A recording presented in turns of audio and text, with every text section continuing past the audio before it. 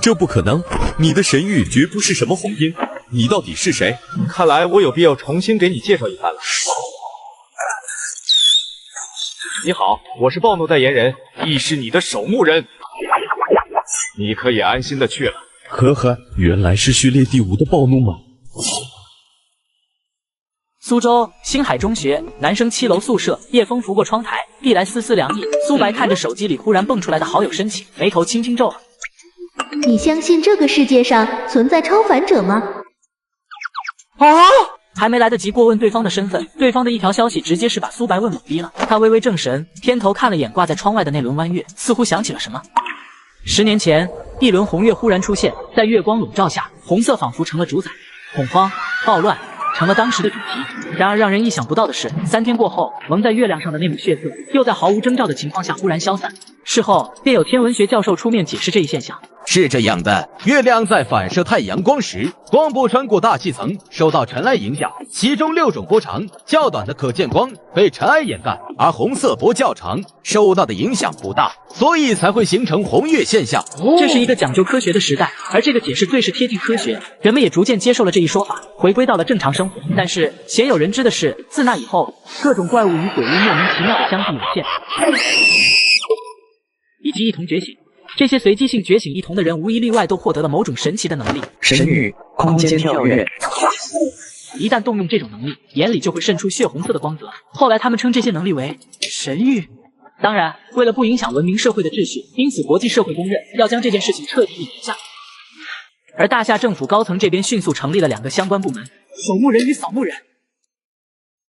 据说当年还有一些专门钻研鬼秘学的人提出了一个全新的猜想。血月降临人间，代表一个文明的结束，或是属于文明层次的递进，人类将会迎来超凡时代。啊，对，超凡时代就要来临了。超凡时代吗？鬼才会信嘞。你指的超凡者是什么？蜘蛛侠、金刚狼，还是绿巨人？在这个世上存在着许多神明，他们拥有莫测的权柄，也需要履行权柄赋予的职责。不过，总有些被懒的神明，他们会挑选出一些凡人赐下权柄，这些凡人会获得神明的浩瀚伟力，也需要代替神明行走人间。这些被选中的幸运儿被称作超凡者。苏白眉头紧蹙，神明，这特喵不是小说里的东西吗？现在却有人告诉他，小说里的东西走进了现实，这事儿怕也只有傻子才会相信吧。话说，这个网名为雨落竹冷的家伙，莫不是个疯子？如果这厮不是个疯子，难不成是这个世界疯了？你方才所说的神明指的都是些什么玩意儿？属性、秩序、规则、载体。一时间，苏白死死盯着这8个字看了好一会儿，才渐渐回过神来，心下有了定论。这厮绝逼是在跟他整什么恶作剧，要么这厮就是个无可救药的疯子。其实吧，我是秦始皇嬴政，昨个刚从陵墓里爬起来，那群兵马俑哭得撕心裂肺，死活拉着我不让我走。可我为了大秦的王朝霸业，还是决定出来看看，不看不打紧。一看心凉半天，我泱泱大秦竟然没了。我心里真的气啊，打算重回陵墓，号召100万兵马俑杀回去。可是现在进陵墓还得花200块钱买门票，真是一文钱难倒英雄汉。这样，你先给我转200，等我大秦复国后，送你10个8个兵马俑当保镖，这买卖咋样？划算吧？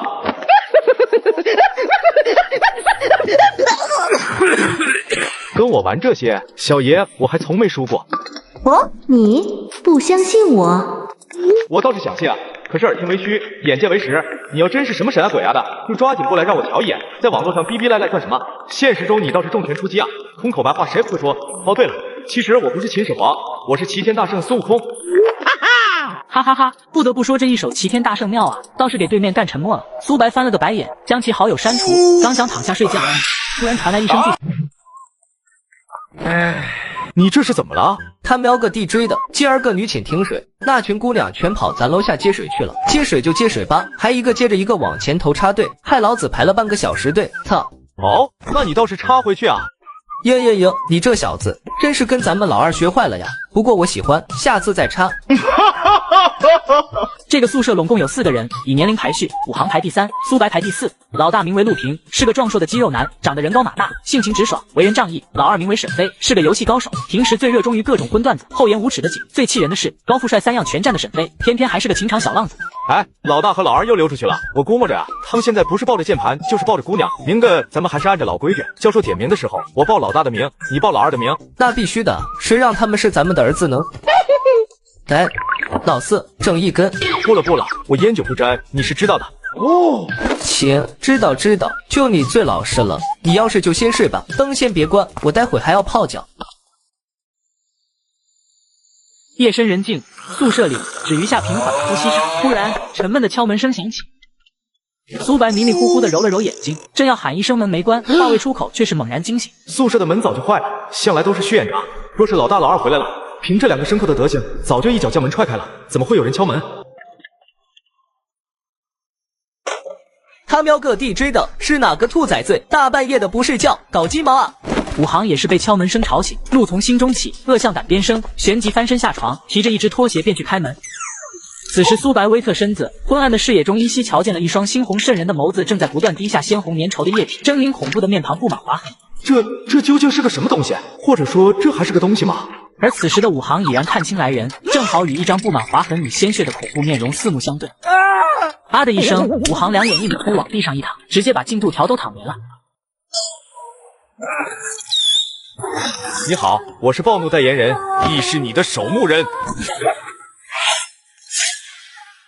接上集，星海中学寝室7楼里，正在熟睡的武行被突然而来的一阵敲门声惊醒，以为是上门服务到了，便急冲冲的就要去开门，结果被小姐姐的容颜惊艳到，两眼一抹黑，扑晕倒下，都第2集了还没醒。还站在门口的小姐姐也是亚麻呆住了，心想：我特喵又不是来找你的，这么着急躺下干哈？顶着客户就是上帝，不能嘲笑客户的心情。小姐姐没法就来到苏白跟前，开口来了句：搞错了，再来。你不相信我的故事？红衣飘飘，脚不沾地，还特么瞬间悬空浮起，这到底是个什么鬼玩意？滴答滴答，粘稠的牛奶滴落在苏白鼻尖，刺鼻的奶香气像是成千上万只蚂蚁，几乎将它吞噬殆尽。你不相信我的故事，不说话就当你默认了，那我就只好杀了你。冤枉！真不是我不想说，只是我嘴一张开，这不就把你的口水全接完了吗？而且我为毛全身动弹不得。突如其来的笑声让苏白感到一股刺骨的凉意，由内到外的严寒，简直无法呼吸。随之而来的是一股浓郁的困倦，眼前皆是黑暗，意识渐渐沉沦。我这是要死了吗？当苏白的心中闪过这个念头的那一刻，一股狂躁的暖意自胸口涌出，瞬间驱散遍体寒意，缠绕上4肢百骸。紧接着，一抹淡淡的红光萦绕在苏白的眼眸。没打搅到2位吧？守墓人，别过来，否则我杀了他。你可以试试，看是你杀他快，还是我手上这口唐刀杀你快。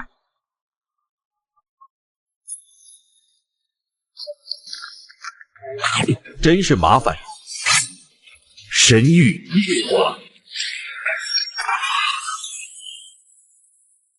1个小时前，天河国际地下赌场人群最密集的地方是右侧的伞台。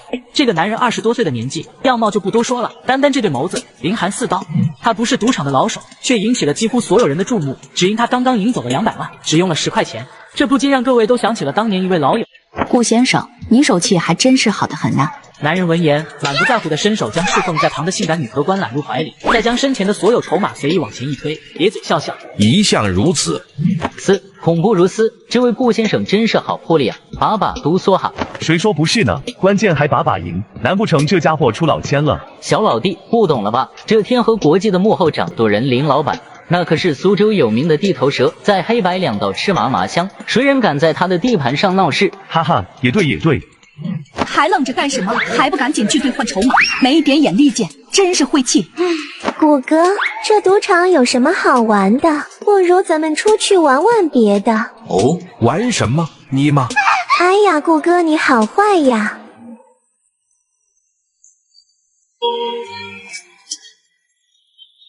山寨机就是牛，这音量快顶带上音波攻击了。顾九哥，老娘给你打了整整18个电话，你耳朵是赛驴毛了吗？连我电话都敢不接，真是长本事了。去，燕姐，我正执行任务呢，你小声点儿。任务放一边，先去一趟星海中学。被污染的小说家又出现了，你去解决一下。校园里人多眼杂，注意隐蔽身份。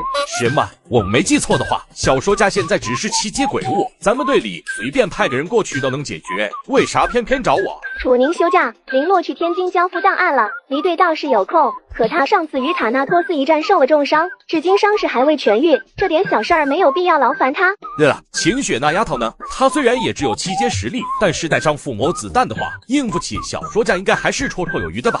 唉，10分钟前，晴雪丫头提着2把沙鹰去翻新草中学的旗，被一群保安大爷给逮住了。现在她大概已经被扭送进派出所了。你处理完小说家后，记得去捞一下他。这是谁的部将？竟是如此勇猛哦！原来是校门口保安大爷，那没事了。怎么，电话打完了，那就继续吧。顾九哥没理会女子，捏起头中随意摇了摇，便放下说道：“过几天我来取钱。”说完，他甚至连头中里的骰子点数都没看，便匆匆离去。似乎赌桌上摆着的筹码不是200万，而是200块。我就不信了，他真有这么神！给我打开！闻言，女荷官伸手将头谱揭开，3枚骰子皆是6点，随之就是全场哗然。我擦，我的刀！算了，待会再找吧。我去，这到底发生了什么？半夜3更，一个差点比我帅的小哥哥拿着一把冒火的刀砍了一个悬浮在空中的小姐姐，这一晚上尽刷我3观了。说吧，小说家都跟你说什么了？小说家？什么小说家？刚刚那个到底是什么？那是一个欲窥破神明隐秘的狂妄小说家。当他的目光投向神明的那一刻，受到了某种神秘力量的启发，变成了半生半死的鬼物存在。源于对神明的怨恨，小说家总是通过讲故事的方式，不断揭露神明的隐秘。如果旁人相信了他的故事，他的实力就会变强；若是不信，他就会来杀死这个人，然后变强。哇靠，这么变态的吗？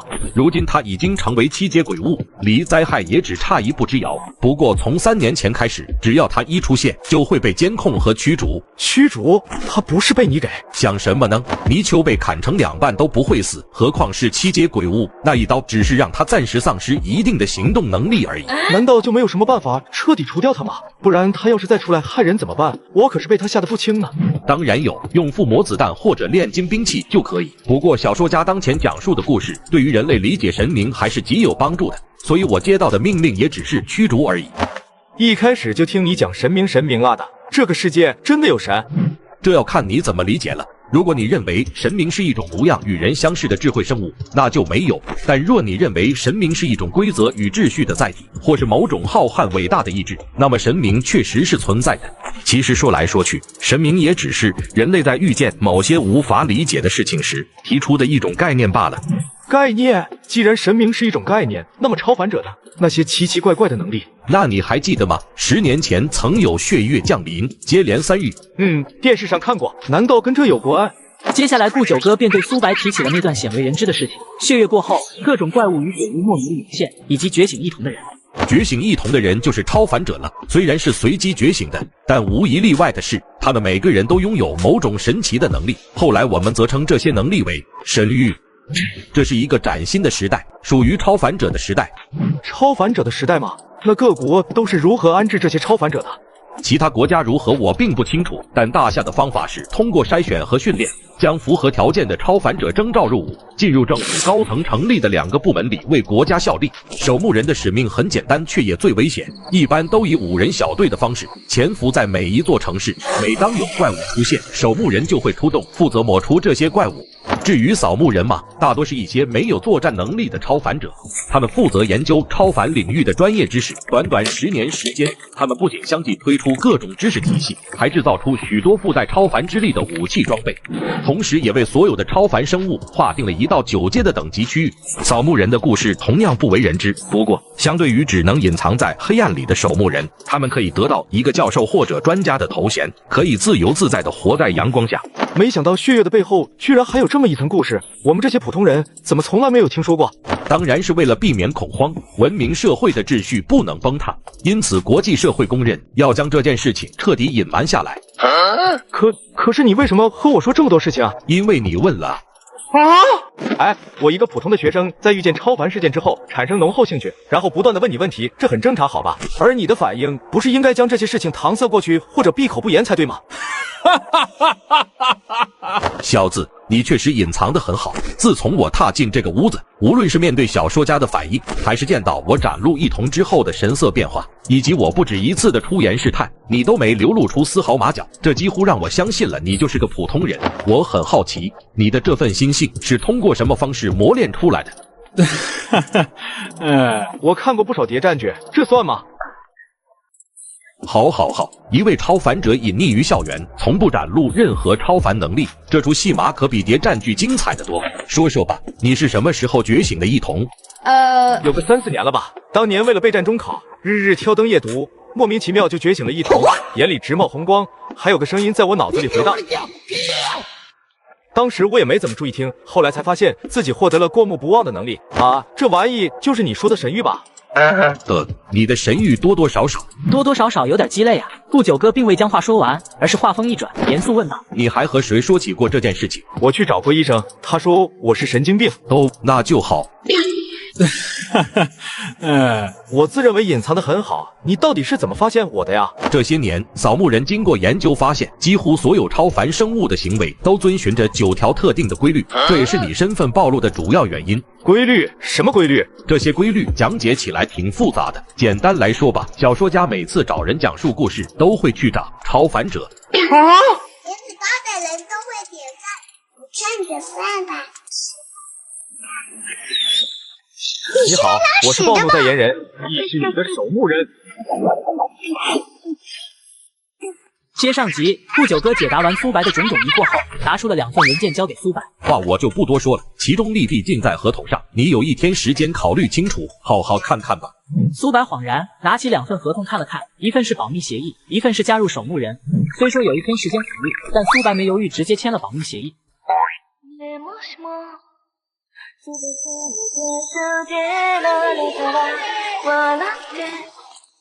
苏熊猫，苏白扭头看见来人，正是自己喜欢已久的女孩子林雪，便停下脚步问道：怎么了？苏熊猫，你昨天是没睡好吗？怎么顶这么大个黑眼圈？上课也没精打采的。睡？我压根就没怎么睡好吗？昨天晚上钢铁侠来找我，他邀请我加入复仇者联盟，要我跟他去拯救世界。我想了一夜，还是决定留在学校做个安静的美男子。你也知道我比较懒，像拯救世界这种伟大的事情，实在是不太符合我的画风。那陆平和沈飞翘课也就罢了，武行怎么也没来上课？也是昨天晚上，有个穿着红裙子的女鬼来找武行，她被吓晕过去，在地上睡了一夜。今天早上醒来后，扛着行李死活都要回老家去。算算时间，现在应该已经到了火车站。火车跑得慢的话，估计武行是扛着火车跑的。也不烫啊，怎么净说胡话呀？苏白叹了口气，犹记得他3年前刚刚觉醒一瞳的时候，老医生与林雪的做法如出一辙。也不烫啊，这孩子怎么净说胡话呢？不同的是，老医生在确定了苏白没发烧之后，便拿出手机就要拨打脑科医院的电话。对，挺严重的。好，我等你们。大夫，那什么，我突然想起家里衣服没收，我先走回去收衣服了。好在苏白跑得飞快，否则还真不好说他会不会被那群穿白大褂的医生们当成精神病人给关进去。这3年来，苏白时时刻刻都得提心吊胆，小心翼翼，生怕暴露出丝毫异于常人之处。他一直以为自己是个怪物，怕自己是个怪物的事情被旁人知晓。所以，当被污染的小说家敲响宿舍门的时候，当顾九哥提着唐刀斜倚在门廊的时候，苏白虽然很害怕，但在心里还是长长的松了一口气。我是个怪物，可我不是唯一的怪物，这就足够了。放心吧，我没犯病也没发疯，刚刚说的那些话都是跟你开玩笑的。对了，你找我有什么事儿？问完这话，苏白当即想甩自己一个大嘴巴子，因为他看到林雪从兜里拿出一件粉红色的信封，大大爱心还串着一支丘比特之箭在风口之间。好吗？就差在信封上写出情书2个字了。苏白用脚趾头都能想得到，这玩意儿肯定不是给他准备的。他虽然脸皮很厚，但是这点自知之明还是有的。你和沈飞关系好，可以帮我将这封信交给他吗？还剩几天就要高考了，我不想留下遗憾。林雪的声音很轻，苏白却听得很轻。说实话，苏白并没有感到什么世界崩塌，也没有愤怒或是难过的情绪，只是觉着有些无奈，本想狠狠地翻上几个白眼，再使劲吐槽一下眼下的这个剧情和桥段，耸了耸肩，吐槽道：我忽然觉着钢铁侠的提议还是不错的，拯救世界这种事情还是挺适合我的，被历史铭记这种中二到爆的台词真的很帅啊，不是吗？我是说好的。这是啥玩意？给我的。是啊，林雪让我交给你的。这姑娘缺心眼吧？他不知道你喜欢他。呵呵，他要是知道了，那才叫缺心眼呢，是吧，老四？总之，林雪是个好姑娘，你不要辜负她。啊呸呸呸！老子堂堂一个男主角，怎么会说出男配角的话来？草！哎，老四啊，你是了解我的，我就是个浪子，我一棵树放弃整片森林，我是真做不到。你让我不辜负姑娘，还不如杀了我。再说了，林雪本来就不是我的菜，明天我就去找她说清楚。沈飞还想说点什么来安慰苏白，苏白却忽然转头看向窗外，微微眯起眸子。老四，你趴下！沈飞一愣，电光火石之间，苏白眸中蓦然泛起猩红血光，电体萦绕起淡淡的金色光芒，顺势扑向沈飞。同时，一道飞光裹挟着刺耳的破空声破窗而来，险不恶险地插入苏白脖颈，带起一块鲜艳血珠狠狠刺向地面。卧槽！啪嗒，刚好10点整，到了熄灯时间，整座宿舍楼的灯光在这一刻瞬间熄灭。数十米外的操场上，一男一女并肩而立，男子自然是顾九哥，风采依旧，身旁站着的女子，瞧着16、17岁的模样，单手持弓，神色拘谨。方才那一剑正是出自他手。顾大哥，咱们这么做是不是有点儿不太厚道啊？晴雪，你要记着，对付这些不厚道的家伙，就得用不厚道的法子。可是他好像生气了。哦，是吗？你蹭什么意思？刚刚那一剑差点给老子弄死。什么意思？意思就是守墓人的职责不仅是肃清怪物，也包括不可控的超凡者。你不够坦诚，那也不要怪我不厚道了。那我要是不说，你打算如何处置我？顾九哥没有说话，只是摸了摸腰间挎着的唐刀，仿佛苏白只要再说一个不字，立马就将其斩于刀下的样子。小哥哥，你还是老实交代吧。顾大哥已经是4阶实力，他的刀你可躲不开哟。不至于不至于，我说还不行吗？其实我的神域是暴怒。二人同时惊呼出声，不可思议地看着苏白。暴怒，单听名字，这个神域或许没有什么出彩之处，但是扫墓人通过对于超凡生物血脉的研究，推演出神域总共有154种，而已然面试的只有96种。顾九哥的神域也仅是序列排名79的业务，放眼大夏都算是佼佼者。2年前位列第10序列的神域烛龙面试，在2021年发生。烈火滔天，我是幸运蔓延，几乎吸引了数十万位。无数动物仓皇逃窜，接连踏平70多个村庄，伤亡不计其数，正是一位失控的超凡者造成的。而如今苏白的神域更是排名在前5的暴怒，这如何不让二人吃惊？搞不好苏白还真会被抓去研究。难道说我的神域很厉害吗？还行，凑合吧。好吧，其实我是有心理准备的，因为我研究过很长一段时间，却始终用不出来暴怒。我觉着吧，这玩意儿要么是个被动技能，要么是个很垃圾的主动技能。如果可以的话，我想知道你拒绝加入守墓人的理由。怕死。怕死？呵呵，好吧。那你签署保密协议后，把文件送到这个地方，文件审核通过后，答应你的报酬会自动打入到你的银行账户。啊，就这样？那不然呢？选择怎样的生活是你的权利。再说了，怕死并不丢人，不是吗？听到这，苏白心里松了口气，看了看小纸片，上面只有顾九哥的姓名和所在地址，连最基本的职业信息和电话号码都没有。苏白严重怀疑，所谓的守墓人组织，其实只是个隐藏在某个阴暗小巷子里面的皮包公司。你干嘛？你的手机要作为证据提交上去，暂时无法还给你，这个你先拿着用。说着，顾九哥把自己那个案件缺了2、3个的山寨机丢了过去，随后苏白满头黑线。我靠，这就是家皮包公司吧？对，一定是吧。顾大哥，咱们就这样放他走了，那可是暴怒啊！过来。哦，是有什么重要的事情要和我交代吗？火鸡不防风，让你过来挡着点儿。你刚刚问我什么？但我刚刚是问，咱们就这样让他走了吗？走，往哪儿走？一只妄图隐藏在羊圈里过平静生活的狼，要么被嗅觉敏锐的牧羊犬驱逐，要么被枪法精准的猎人打死。在小说家找到他的那一刻，他就只剩下一条路，那就是加入狼群。等着吧，他会来找我们的。顾大哥，你说的真好，我一句话都没听懂。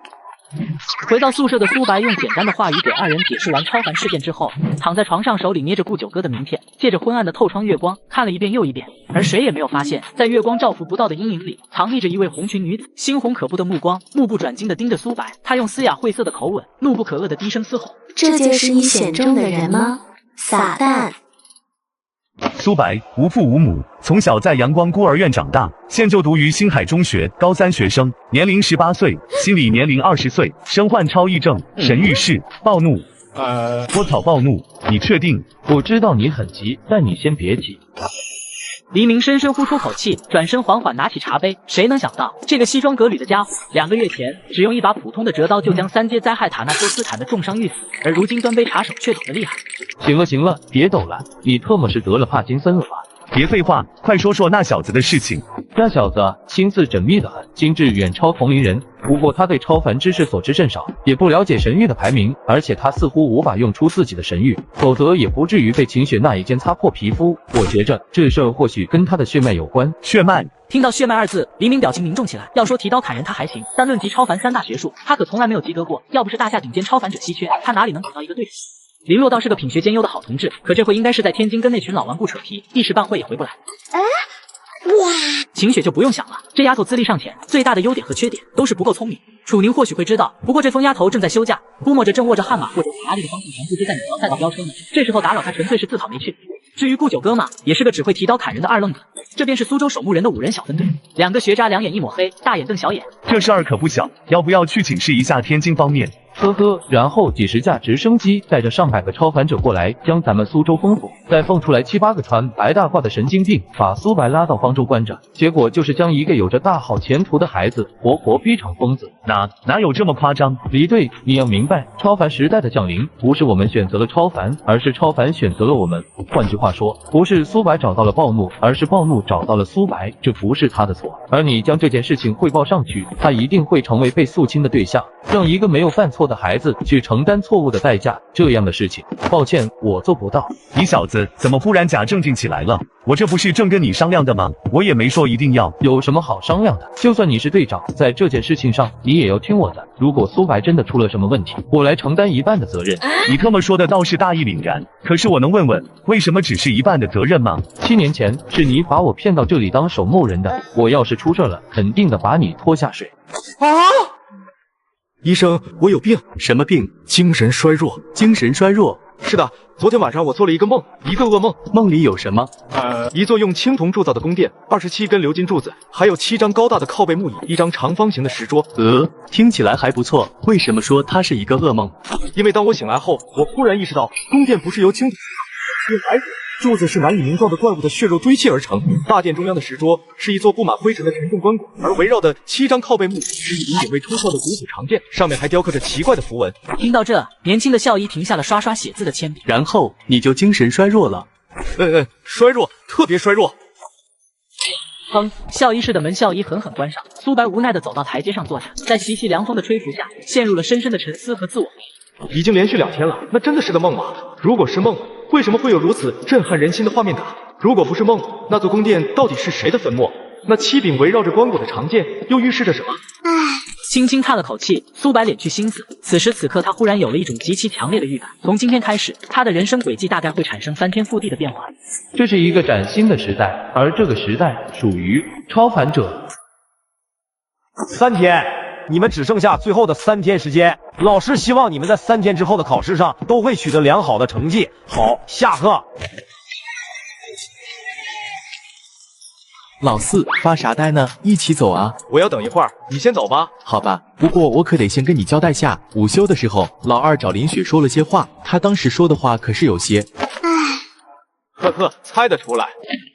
既然老四你对他有意思，那我就不掺和了。姑娘没了可以再找，兄弟没了，那可就亏大发了，哈哈哈。还真是个有原则的混蛋呢。苏白，我是不是很丑？沈飞为什么说我长得很丑？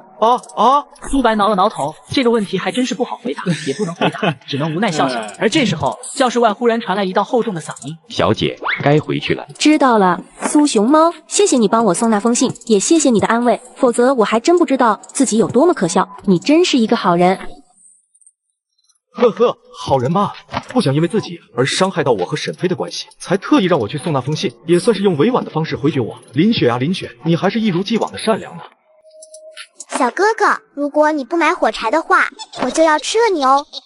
东华环，小伙子，你写错地址了吧？从这出门转个弯，再过2个红绿灯就到东二环了，几百米的距离还用邮递啊？苏白不想和超凡扯上关系，只想过平静的生活，所以如果能不去见顾九哥的话，尽量还是不要去见。没事，就用邮寄吧。好吧，就算你要走物流，现在网络这么发达，你在手机上下个单子，我们就上门收货了。这年头亲自跑来邮局发快递的，你可真是头一遭啊！听到发言，苏白掏出顾九哥送他的山寨按键手机，在快递员面前扬了扬。这个山寨机怎么说呢？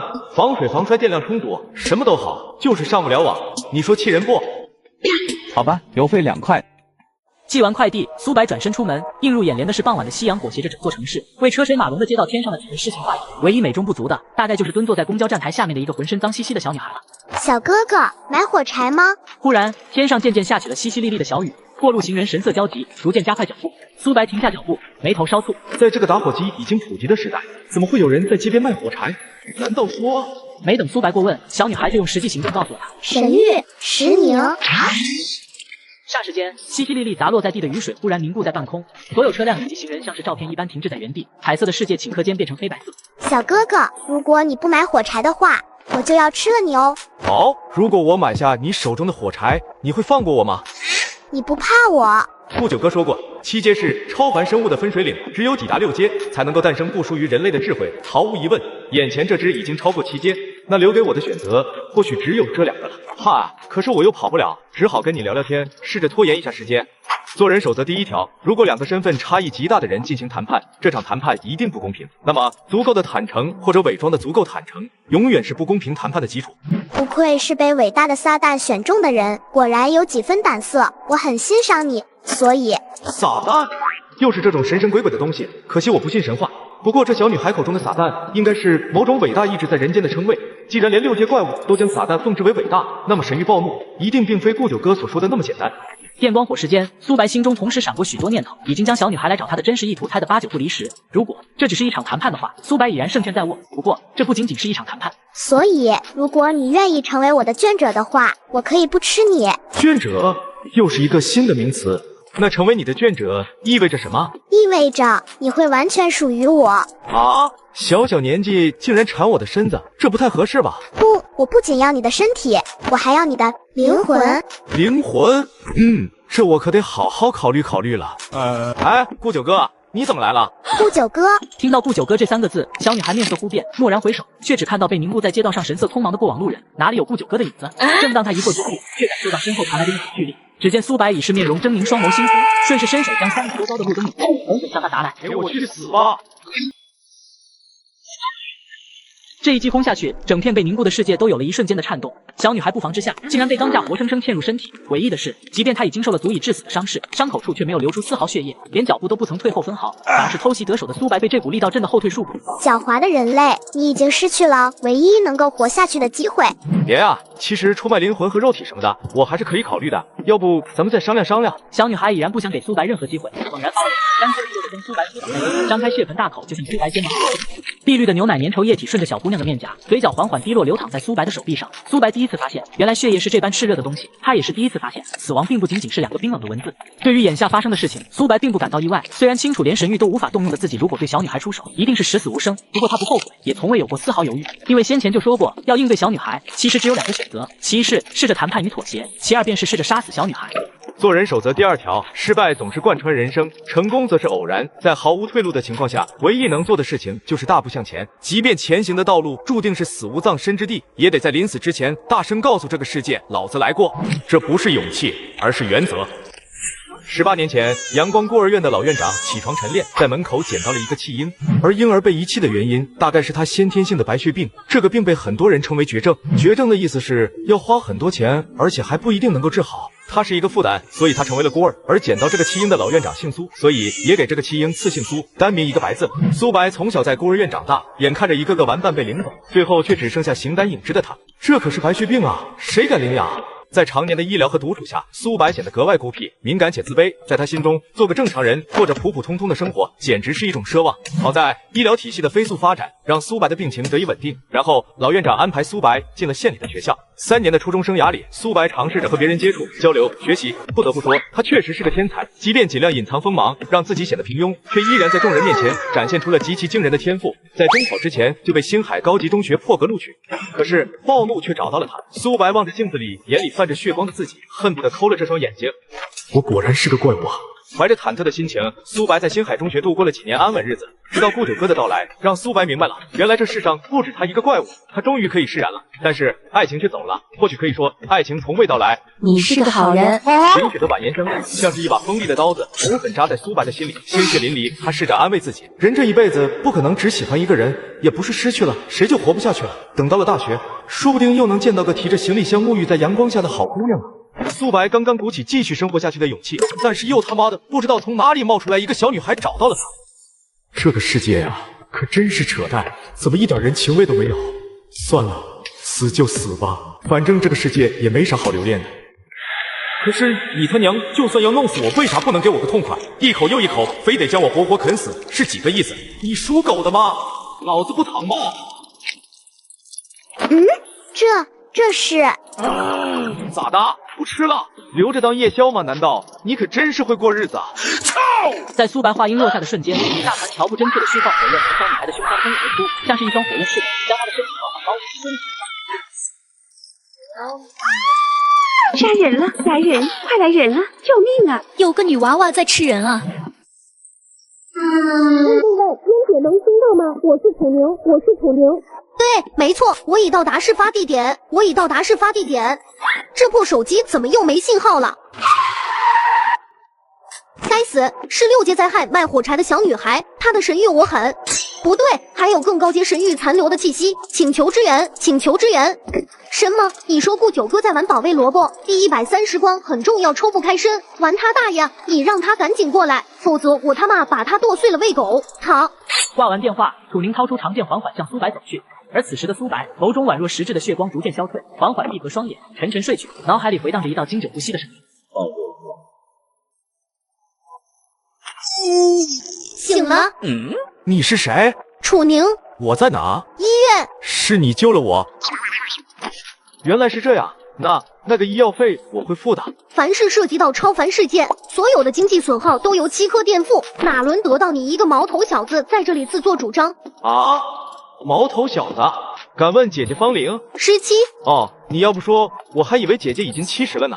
哈哈，姐姐倒是有个小问题要问你，你的神域究竟是什么？你如果说假话，姐姐就砍了弟弟。楚宁话语中的威胁气味很重，但是这还吓不到苏白。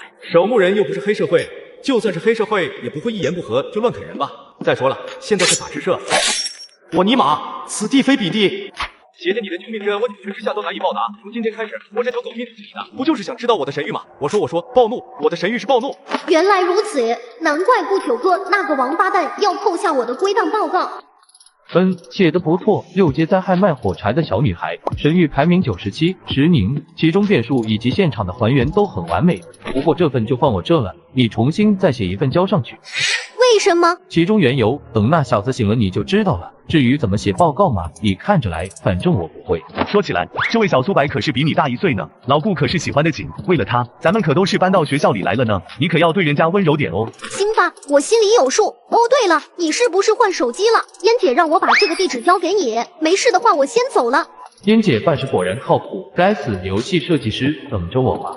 老顾，你让疯丫头就这样拿那2份文件去找苏白，就不怕被这小子嘲笑？没事，我心里有数，我只是想告诉他一个最简单不过的道理。什么道理？只有小孩子才有做选择的权利，大人根本没得选，这就是生活的常态。一个好消息，一个坏消息，你要先听哪个？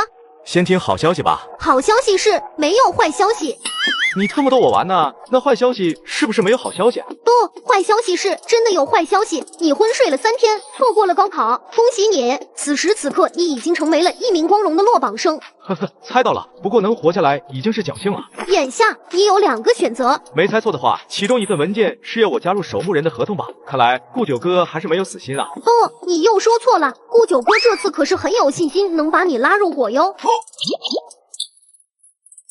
哇靠！你管这2个选择？是啊，因为你对他说过你想做一个大学生，所以他才会搞出这种戏码，很幼稚不是吗？第2天早上，景泰广场13楼，苏白来到807号房门前，望着悬在头顶上贴着7个鎏金大字的招牌，不禁算起。喂，起床接课了。哥，那你跟我来吧。中路兵线，顾九哥你他妈会玩法师吗？兵线都捅到水晶了，赶紧回去守家啊！窝草，没看到老子正在打怪兽呢吗？没空。怪你大爷的兽，这特喵叫大龙，10分钟你就敢去单挑大龙，你是真牛叉啊！黎明，你手抖的跟电动小马达一样，还有脸说我？还个刺客10分钟送了15个头，我都不想说你，要不是你送这么多，老子早把对面杀穿了。窝草，这怪兽怎么把我打死了？悠长的游戏音乐回荡在狭小的办公室里，顾九哥和黎明面色铁青，死死盯着对方，大有一言不合就要扭打在一起的架势。卧槽，那不是我的手机吗？哈哈，原来是小苏来了，这么早啊？楚宁让我今天来这里报道，请问加利顿大学该怎么走？那这里就是了啊！来，跟哥来。欢迎来到加利顿大学。欢迎，热烈欢迎！敷衍，真的好敷衍。对于顾九哥的这一波操作，站在一旁一直看着的黎明已经憋笑的不行了。今天这么庄严肃穆的场合，楚宁怎么还缺席了？神他妈庄严肃穆！这不是林洛从天津回来了吗？七科给他包的专机10点到郊外私人机场，疯丫头应该是去接他了。你给的那合同我仔细看过了，入职时间4年，早8晚5，每周轮休1天，月薪5000，我觉得福利待遇各方面都很不错。如果没有什么问题的话，我想从今天开始上班。5000，咱们干的可都是玩命的活计，就算是实习生的工资待遇也没这么低吧？那个应该是5万才对，好像是我打印合同的时候少写了个0，要不我去改一下。算了，忽悠这小子过来不容易，签都签了，改来改去也麻烦，就这样吧，缺钱的时候找财务拿就行了。那个老顾，咱们队里好像没有财务这个职位吧？没有嘛？这样吧，你以后除了前台、保洁、招待、司机、咖啡师的职位，再兼职个财务。哦，苏白看着眼下发生的这一幕幕，眼睛都看直了。我操，你们还能更草率一点吗？从现在开始，你就是苏州的实习守墓人了。4年实习期满后，你要离开，没有人会拦你。而若选择留下的话，天津总部会给你下发正式的编制。在那之前，你只需要执行我和黎队的命令就行。对于超凡领域的事情，有什么疑惑，不需要遮掩，直接问我或者黎队都行。是的，如果我们2个都回答不了你的问题，你可以去问林洛，这小子下午就回来，他肚子里装的墨水比我俩加起来都多。林洛？谁啊？咱们的队友，管仓库的，下午你就知道了。好吧，本来我是有一肚子问题要问，可是现在我心里只有一个问题：成人用品专卖店到底是个什么鬼？老顾，你没告诉他。我倒是想啊，这不是怕他不敢来吗？好吧。说着，黎明站起身来，从后腰摸出一把厂字形铁疙瘩，直接丢向了苏柏。附魔手枪，使用重型特制子弹和附魔子弹，容弹量9发，30米内可以撕破5厘米钢板和20厘米墙壁，100米内可以穿透任何军用防弹衣。使用它没有诀窍，瞄准敌人的脑袋，然后扣动扳机。听说你已经满18岁了，这个就当是送给你的见面礼了。成人用品没问题吧？没问题，太没问题了。黎队，之前顾九哥跟我说过，所有的超凡生物都会遵循9条特定的规律，我想知道这9条规律的内容。你听说过知识封锁吗？听说过，知识封锁也叫做信息封锁。队长，我明白你的意思了。你不经意间提到知识封锁，其实是想暗中点醒我，这9条超凡规律是西方世界总结出来的，他们对大夏采用了封锁的方式，是吗？我是想说这个来着，可是我没想过在暗中点醒你啊，我只是想装个逼慢慢跟你说，树立我队长的权威啊，混蛋！你把我后面的台词都说完了，你让我说什么？卖萌吗？难道？还有，你刚刚说的什么战略啊、经济啊，我他妈真是一句都没听懂啊！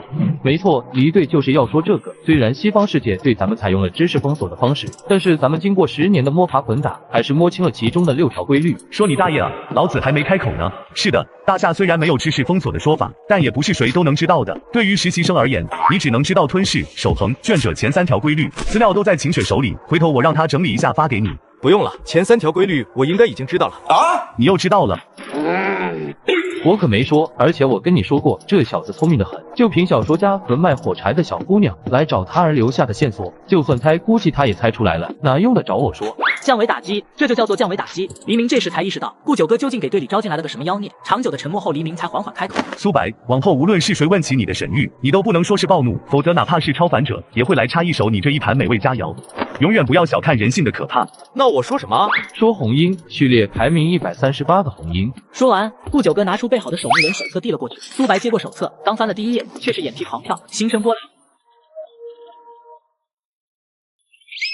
我在总部听说你抹除了6阶灾害卖火柴的小女孩，提前恭喜你晋升5阶。谢谢，不过你恭喜早了，小女孩被抹除后，并没有留下血脉印记。什么？那是怎么回事？上车再说。小女孩的血脉印记被焚毁了。啥子？这怎么可能？是啊，这怎么可能？根据超凡守恒定律，超凡之力不会无中生有，也不会莫名消失，所以超凡生物其体内蕴含的超凡之力一定会分离出来，形成独一的血脉印记，然后被击杀他的人吞噬，从而引发血脉。现在楚明却说小女孩的血脉印记被焚毁了。是暴怒。听到暴怒，林洛忽然松了口气，心情也渐渐平静下来。原来是这样，那就说得通了。难怪血脉印记会被摧毁，因为暴怒的唯一属性是湮灭。午后，苏白见到了林洛，坦白讲，他对林洛的印象还不错，因为林洛见到他的第一件事就是布加迪，算是见面礼，送你了。哇靠！几百万欧的豪车说送就送，这真的是我一个实习生能够拥有的吗？大佬，请收下我的膝盖，从今以后我就是你的马仔。从这波操作可以看出，毫无人性的总部为每一位守墓人都配备了充足的武器和装备，而跑得足够快的车也算是装备之一。下午3点整，苏白参加了第一次守墓人会议。好了，人都到齐了，这次还是一样，咱们边吃边开会。苏白，你先来自我介绍一下。大家好，我是苏白，今年18岁，神域是红鹰，9阶实力，目前担任队里的文职人员，希望大家以后多多关照。楚宁，17岁，血脉6阶，神域序列98，目前担任的职位是没有职位。小子，你既然选择加入我们，就是选择将后背交给我们，红鹰什么的，对外人说说就行了。神他妈没有职位，你直接说自己是混吃等死，还天天迟到的打工人，不就行了吗？姐姐。林洛，19岁，血脉6阶，神域序列126，目前担任的职位是军械库和训练场的管理人员。军械库和训练场都在地下室，等开完会后，我带你去参观一下。苏白哥哥你好，我是秦雪，今年16岁，血脉7阶，神域序列76，目前在咱们队伍里担任的职位是前台、保洁、招待、司机、咖啡师、财务、会计、采购、资料、人事、工程、绘图、远程指挥、IP 运营。暂时就这些了。我操！女侠请受小弟一拜，你真是资本家的福星，天生的多毛羊，难怪你一副睡不醒的模样，原来你是被资本家薅得太狠了啊！实乃我被打工人之伟大楷模啊！我刚过完24岁生日，血脉4阶，神域序列79，离队今年有28了吧？血脉也是4阶，神域序列37。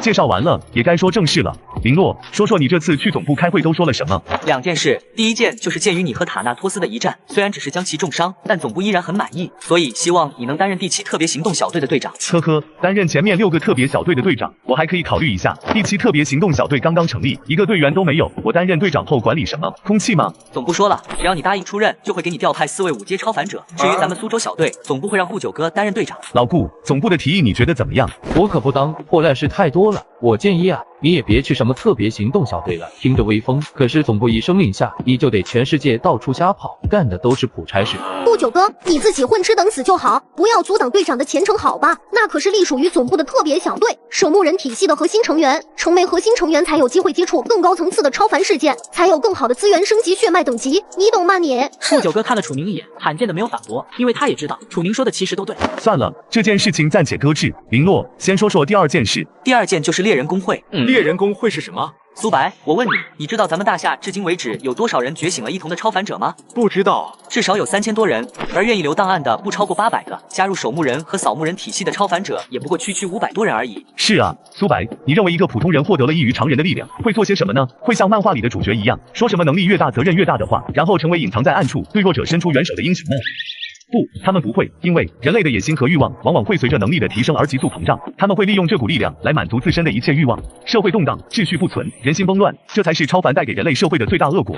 而猎人工会就是他们其中组成的一个稍大些的组织。现有证据表明，猎人工会与天河国际之间存在着极为庞大的利益输送关系，借着安保工作为天河国际做着走私血脉印记，严重扰乱市场的勾当。听到这，苏白轻轻叹了口气，心绪莫名有些惆怅。在今天之前，他从未想过守墓人的敌人除了怪物之外，竟然还有数量庞大的超凡者。林洛，总部的意思是什么？不惜一切代价抹除猎人工会。